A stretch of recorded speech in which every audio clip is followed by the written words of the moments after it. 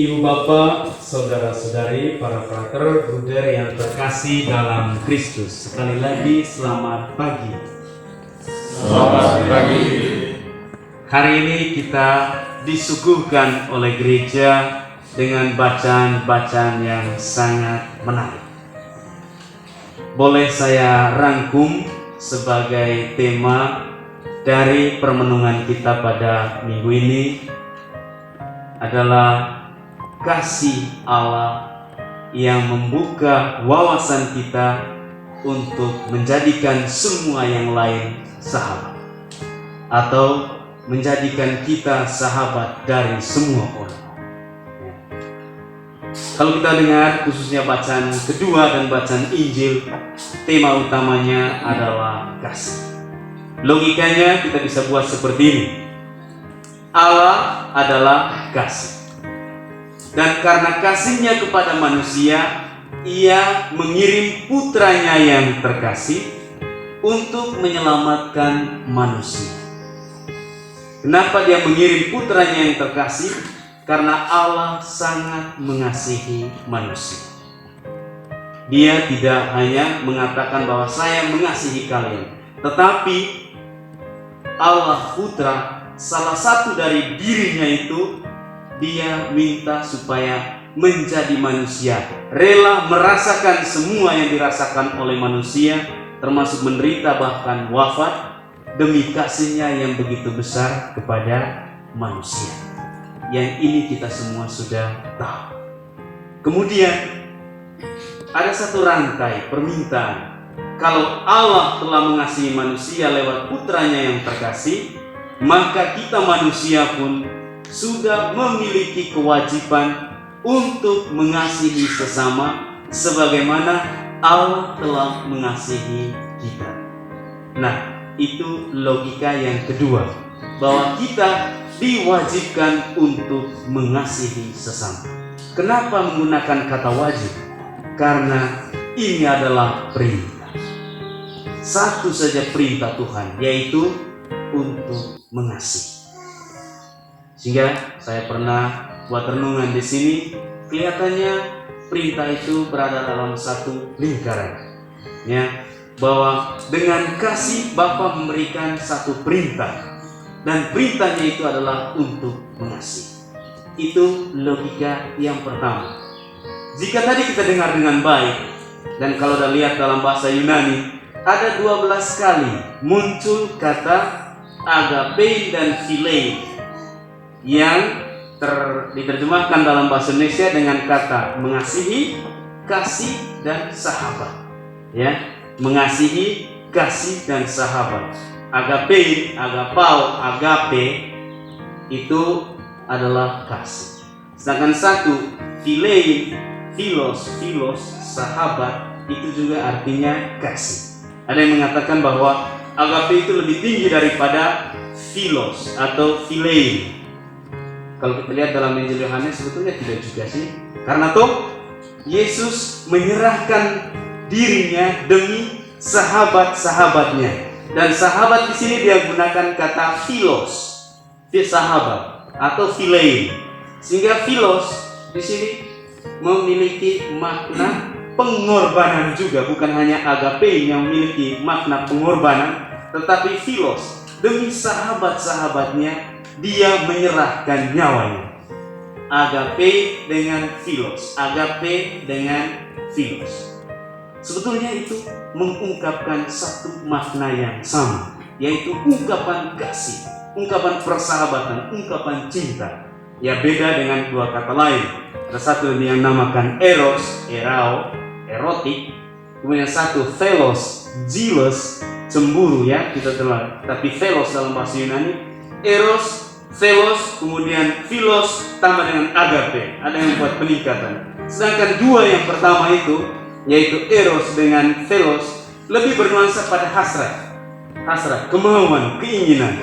Tetapi kasih itu biasanya muncul dari kata hasrat. Hasrat itu yang membuat orang aktif, membuat orang katakan bermimpi, membuat orang merindukan.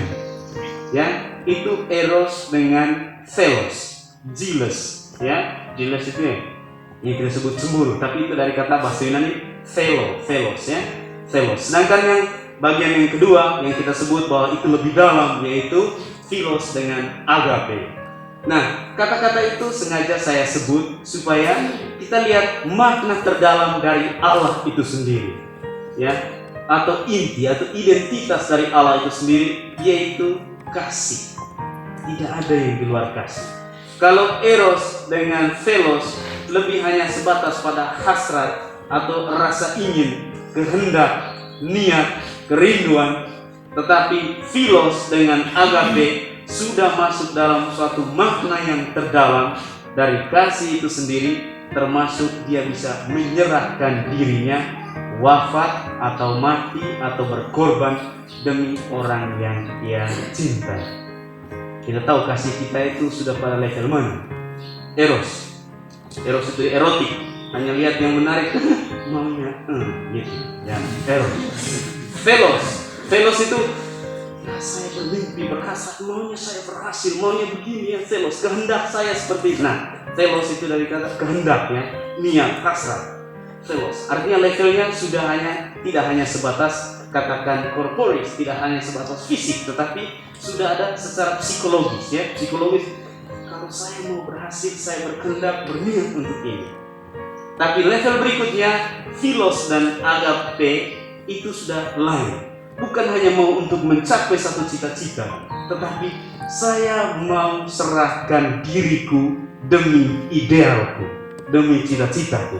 Kalau mau mengasihi orang, maka saya perlu serahkan diriku seutuhnya demi kasih yang saya hargai. Kalau demi Allah saya kasihi, maka termasuk seluruh diriku saya mau persembahkan untuk dia. Tidak hanya sekedar saya memiliki, wah bagus ya. Kalau kita dalam dunia, katakan dunia keluarga, tidak hanya katakan, oh dia cantik, dia gantengnya, membuat saya tertarik. Maunya kami menyatu misalnya. Tetapi lebih dari itu, kan mau membangun satu kerinduan yang lebih dalam, membangun satu keluarga yang bagus, membangun satu cita-cita yang bagus, itu sudah philos. Tapi bukan hanya persatuan itu hanya untuk membangun satu cita-cita, ternyata untuk saling memberi dan saling berkorban, mengorbankan diri demi orang yang saya. Sehingga cita-cita itu sudah terlalu jauh sebetulnya, tapi kasih itu memberi, menyerahkan diri seutuhnya. Nah, saudara-saudariku yang terkasih, telah kita renungkan, kita dalami tentang kasih. Lalu kita lihat bacaan pertama. Ternyata kasih itu membuka wawasan yang begitu luas. Tidak bernilai sempit. Tidak membuat kita egois. Tidak membuat kita sukuis. Tidak membuat kita hanya kelompok-kelompok kita saja. Ternyata dia lebih luas, membuka. Kenapa?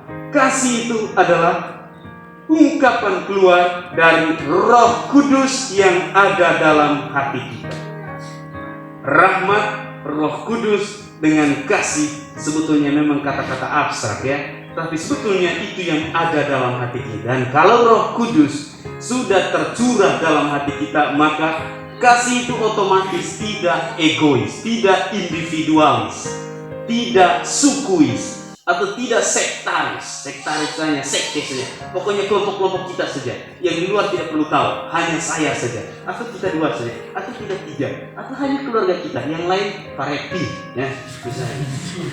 Jadi kasih, kalau kita baca dalam bacaan pertama, kita lihat dengan jelas. Ketika Petrus masuk di rumah Kornelius. Kornelius itu orang asing bagi orang Yahudi. Ya, dia orang Romawi.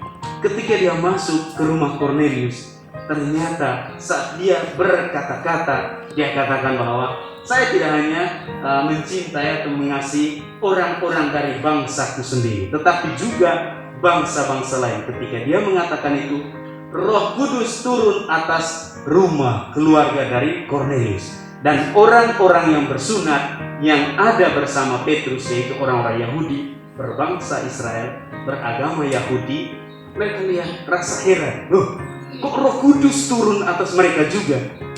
Padahal mereka itu adalah orang sebut sekarang kafir, ya, orang yang tidak beragama atau tidak memiliki agama seperti mereka.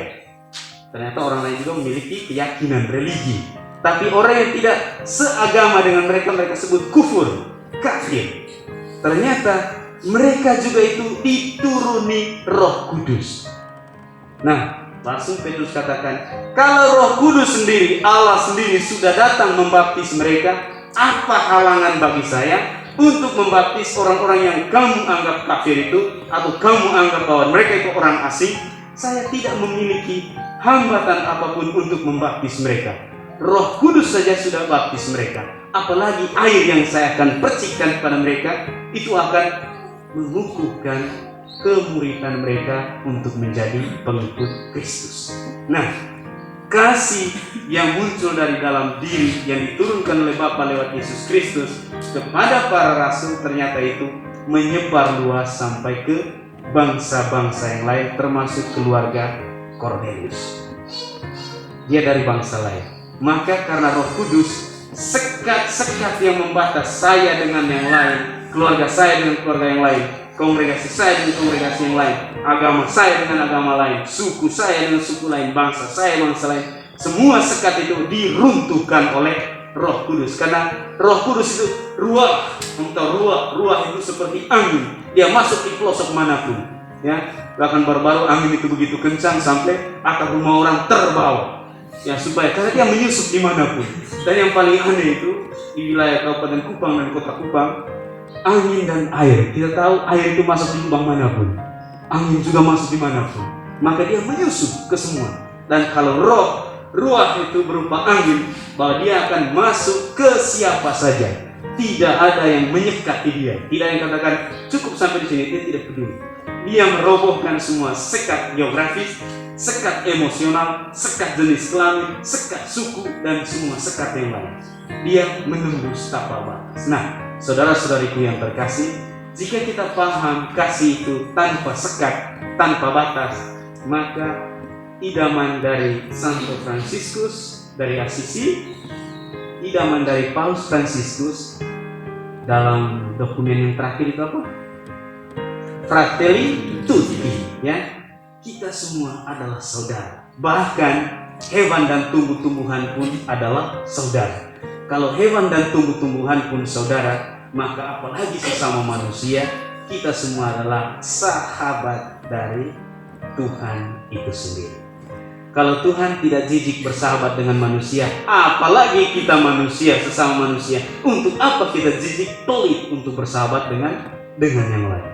Nah, saudara-saudariku yang terkasih, saya pikir ini yang kita bisa bawa pulang dalam hati kita dalam minggu ini untuk siap mengasihi. Kasih Bapa yang dicurahkan ke dalam hati kita mau sharingkan, bagikan kepada orang lain. Dan orang lain itu tidak harus dari keluarga saya, tidak harus dari komunitas saya, semua.